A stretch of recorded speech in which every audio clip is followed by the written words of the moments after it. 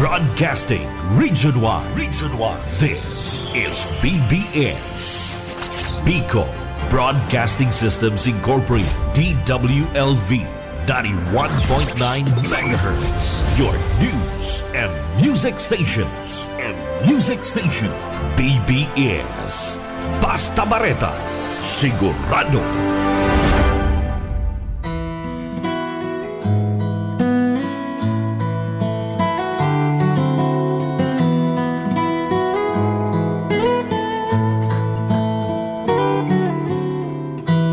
Father, hear your children call, hungry at your feet. Good morning, mga faithful listener ng aming programang Biyaya sa Pagkaaga. Mapagpalang araw sa bawat isa. Salamat sa Diyos at nakatulog tayo ng mahimbing at nagising ng may kapayapaan at saya.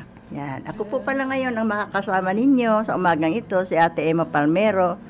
Makakasama ninyo ako sa loob ng 30 minutos upang talakayin natin ang ating topic na alam kong kapupulutan natin ng encouragement at inspirasyon. Dahil po lahat ng salita ng Diyos ay mahalaga at dapat natin itong pahalagahan. Yan. Okay? Good morning. Babatiin ko ang aming family, ang Winminalabak at Naga Church, si Lodi, si Kuya Ariel sa kabila, higit sa lahat sa aming sponsor na ang Villapuerte family at si Ate at si Ma'am Lalaine Abunal. Salamat po sa lahat ng tulong nyo para sa programang Biyaya sa Pagkaaga. So ito po, bago po ang lahat, tayo po ay manalangin muna. Father God, thank you so much sa privilege na pagkakataon na ibinigay mo sa akin upang maibahagi ko ang topic na ibinigay para sa umagang ito. Salamat for this wonderful morning. At kami po ay lumalapit sa iyo. Search our hearts and minds. Cleanse us, Lord, with our impurities. Thank you for forgiving our sins. Lord, nawa ay gabayan niyo ako at turuan sa ihayag ko about my topic. Nawa ay maluwalhati ko ang iyong banal na pangalan. Honor belong to you alone, Lord. And I really accept the fact that apart from you, I am nothing. So thank you so much, God. This is what I pray in Jesus' mighty name. Amen. Ayan. So, patuloy po tayo.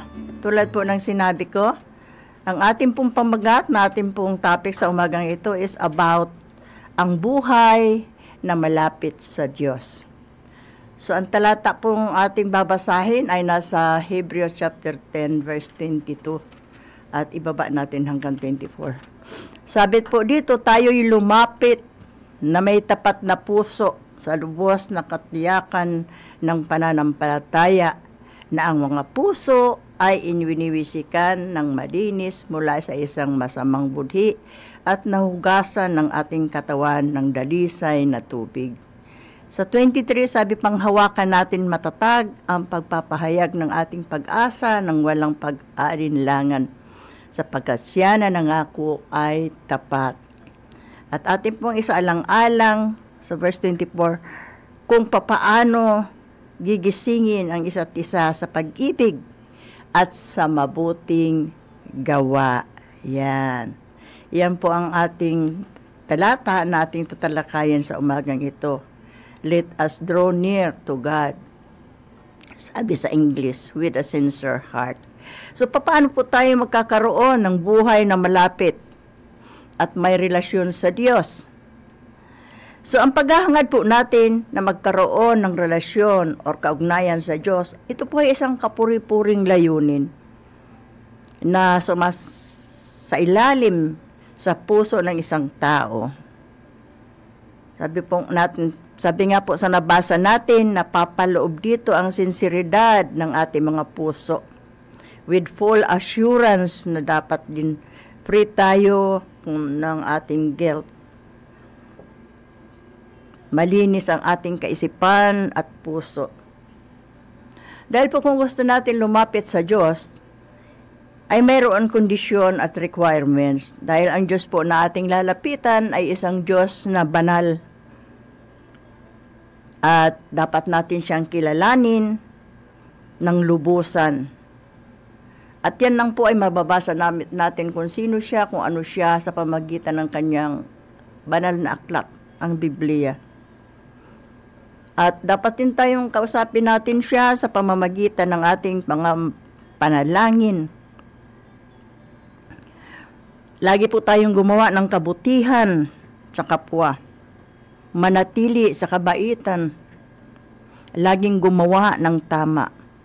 Ito po mga katangian na dapat magkaroon tayo upang mas mapalapit tayo sa Diyos. Yan. So, bakit kailangan ang buhay natin ay malapit sa Diyos? Unang-una po ay magiging maayos ang takbo ng buhay natin dahil sa tulong ng Diyos ay ilalayo niya tayo sa mga gawain hindi kaaya-aya. Katulad po ng mga magumon tayo sa mga masasamang bisyo. At makisalamuha tayo sa mga kaibigan natin na nagbibigay ng bad influence. At iba pa pong mga bagay-bagay na masama at makakasama sa ating buhay. At subalit kung tayo po ay malapit sa Diyos, God will guide and protect us. Kaya napakahalaga po ng buhay natin na tayo ay nasa kamay ng Diyos. Sabi po sa James o Santiago chapter 4 verse 8, draw near to God and He will draw near to you. So habang itinatayo natin ang ating kaugnayan sa Diyos, ang ating pong pagtitiwala at pananampalataya ay gagantimpalaan ng espiritual na lakas, pag-ibig, kaalaman, at kapayapaan. Yan. Makakahingi din tayo ng karunungan sa Diyos upang maghari ang kapayapaan. Ang paghahari ng kapayapaan ay hindi lamang sa ating kaisipan, kundi maging sa ating mga puso. Sabi po sa Romans 5, verse 1 and 5, kaya't yaman tayo inaaring ganap sa pamamagitan ng pananampalataya, mayroon tayong kapayapaan sa Diyos sa pamamagitan ng ating Panginoon. Verse 2, sa pamamagitan niya'y nakalapit tayo sa biyayang ito na ating pinaninindigan at magagalak tayo sa pag-asa ng kaluwalhatian ng Diyos. Sabi sa verse 3, at hindi lamang gayon, kundi nagagalak rin tayo sa ating mga kapighatian sa pagkakaalam na ang kapighatian ay nagbibigay ng pagtitiis. Sabi sa verse 4, at ang pagtitiis ay nagpapatibay at nagpapatibay ng pag-asa. Last, at hindi tayo binibigo ng pag-asa sapagkat ang pag-ibig ng Diyos ay ibinubuo sa ating mga puso sa pamamagitan ng Espiritu Santo. Yan po ang kadahilanan kung bakit kailangan na malapit tayo sa Diyos.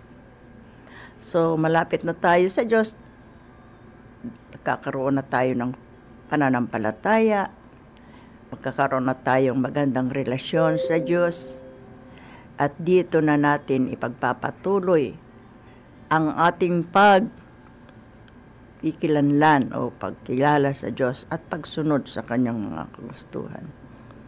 Sa papaanong paraan natin siya mas lalong makikilala? Sa pamamagitan ng pagnalangin o sa pamamagitan ng pagbabasa at pag-aaral ng kanyang salita. Lalo na po, spend time in prayer. At sundin natin ang God's Word. Be generous po tayo for helping others and practice gratitude and contentment. Ito po ang mga katangian na sumasailalim sa buhay na malapit sa Diyos. Dahil po ang kagustuhan ng Diyos ang dapat natin masunod o sundin, hindi po yung mga kagustuhan natin o hindi ang mga sarili natin. Commit natin ang ating mga sarili sa Diyos at sa pag-commit natin nito sa Kanya, kailangan po ay regular pa rin tayo na paghingi sa panalangin, pakikipag-usap. Magtiwala pa rin tayo at lalo harapin natin lagi siya or hanapin natin lagi siya upang i-guide tayo sa ating mga hakbangin into the right path of righteousness. Ang pagpapanalangin po sa Diyos, hindi lamang yung kailangan mong manalangin na may kailangan ka. And every day of our life, we need to talk to God. Nang sa ganon, anuman po ang mga kakulangan ng ating mga kaisipan, magkakaroon tayo ng divine wisdom, yung divine tulong ng Lord ay sumaatin. Dahil sa pananalangin mo sa araw-araw, the Lord will guide us. Kaya po sabi po sa Hebrews chapter 4 verse 16, let us draw near with confidence to the throne of grace, that we may receive mercy and find grace to help in time of need. Sa oras po ng ating pangangailangan, lalo na kung napakalalim ng ating mga kabigatan, wala naman po talaga makapagbibigay ng totoong tulong sa atin na talagang sasabihin natin na nakakasiguro tayo. Kundi yung tulong mo mula sa Diyos. Alam niyo po, wala pa po akong nababalitaan sa mga totoong buhay na malapit sa Diyos na nagsisi. Lahat po sila ay naging matagumpay ang buhay nila. Nabago ang mga maling gawain ng buhay nila.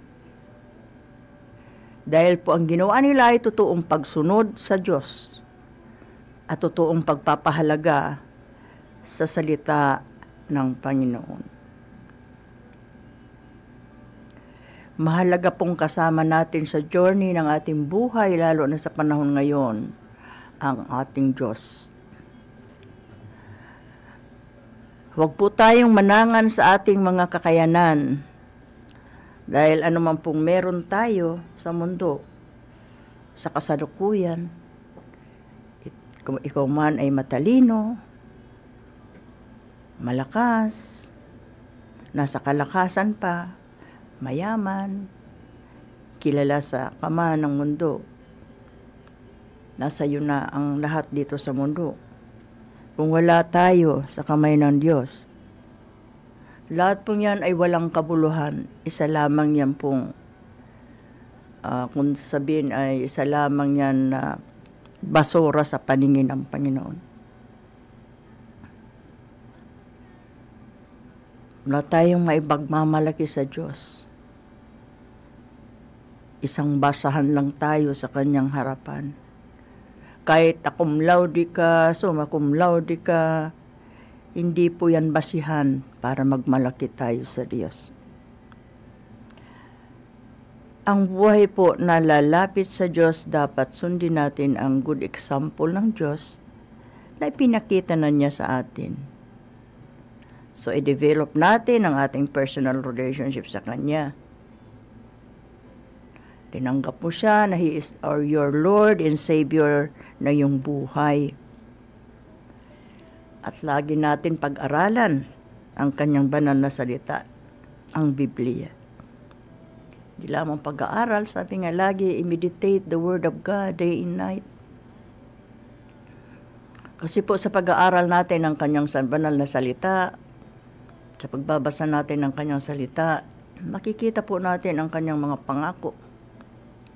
Dahil po ang Kanyang mga salita, hindi lamang po puro pangako. Mayroon pong mga pagpapala, maging pagpapalo. Para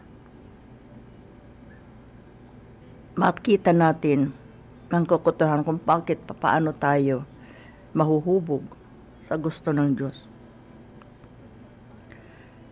Lagi po natin i-meditate ang salita niya. At yung panalangin po talagang kahit na ano pa man ang saan ka man na naniniwala ka sa Diyos, lagi pong ang panalangin ay nariyan. At saka hindi lang po mananalangin ka dahil may continually po ang panalangin. Hindi kung gusto lang natin manalangin.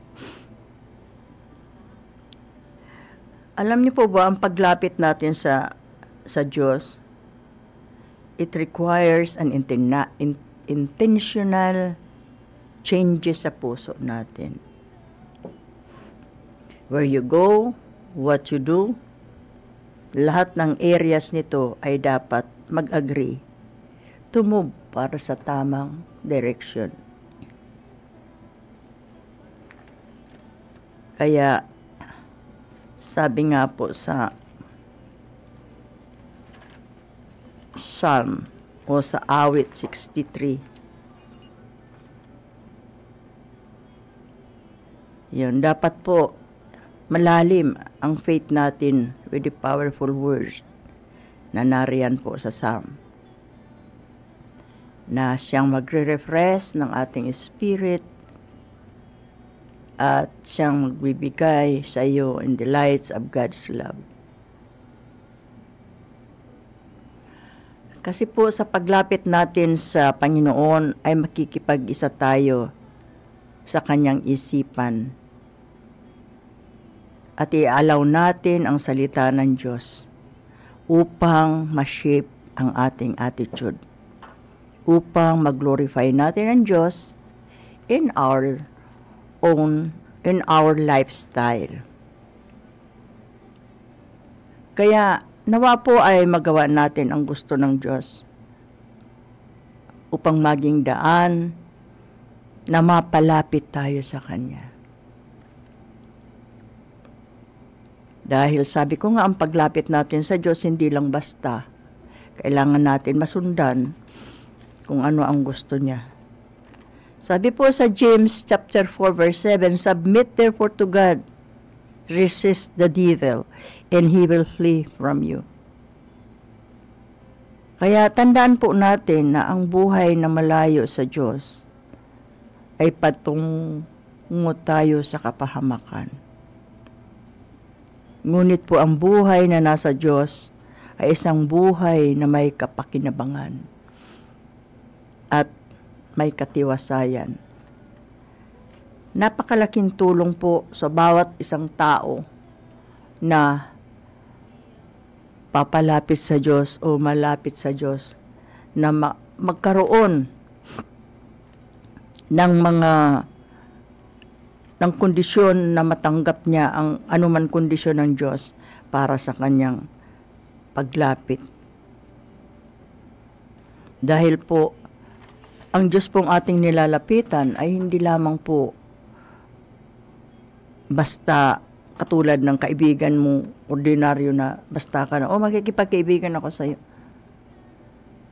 Hindi po ganon. Saka sabi nga sa nabasa natin, di ba, with sincerity, na totoo po na pag makikipagrelasyon tayo sa Diyos wholeheartedly, hindi po gusto mo lang ngayon, bukas wala na.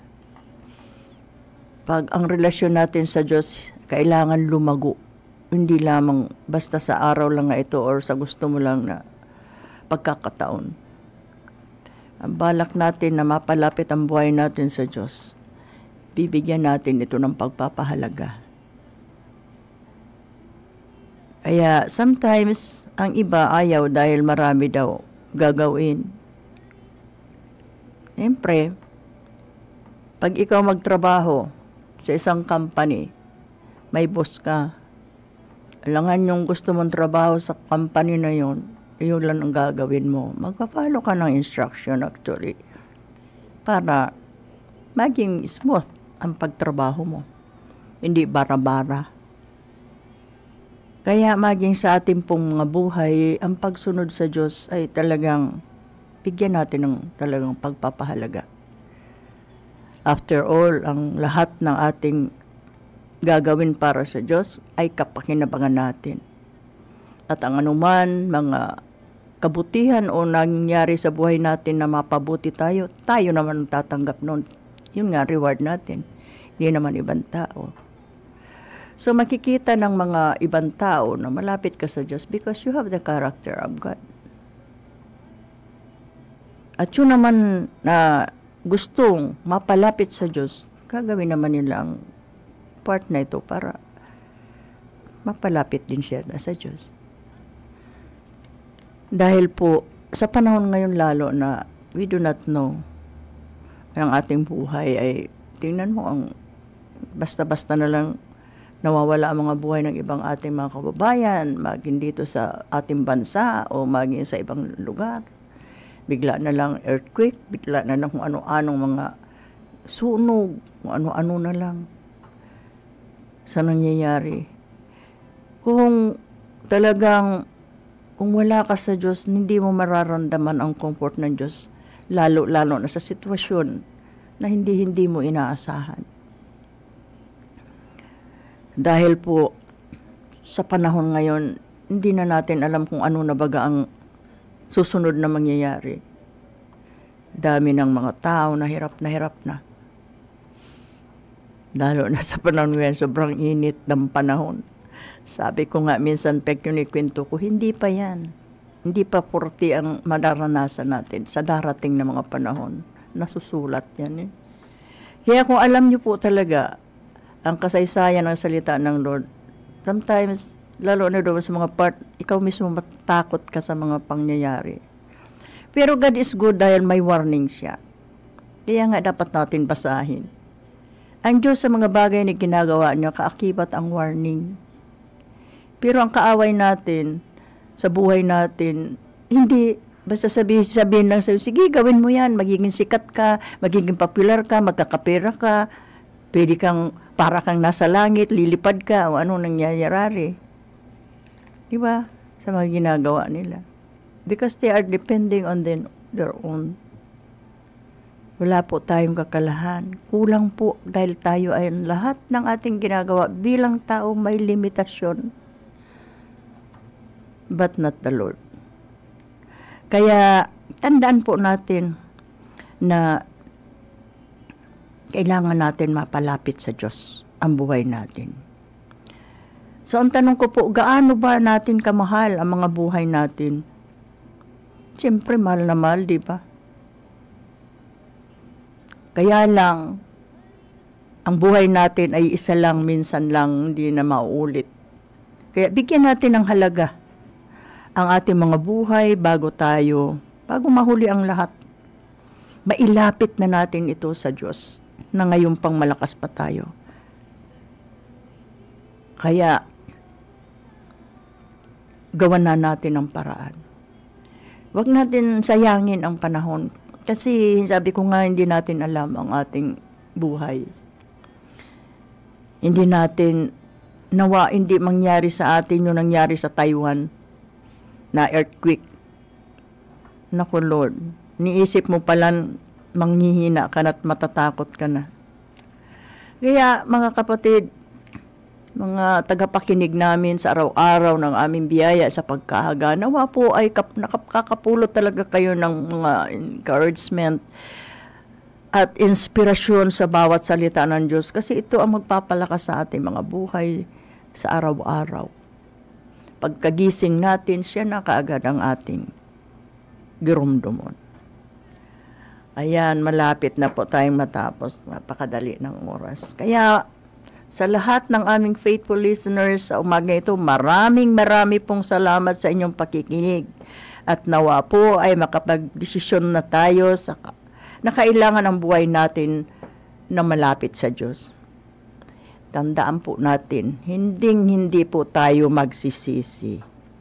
Yan. Amen. To God all be the glory. Blessed Saturday morning po sa lahat.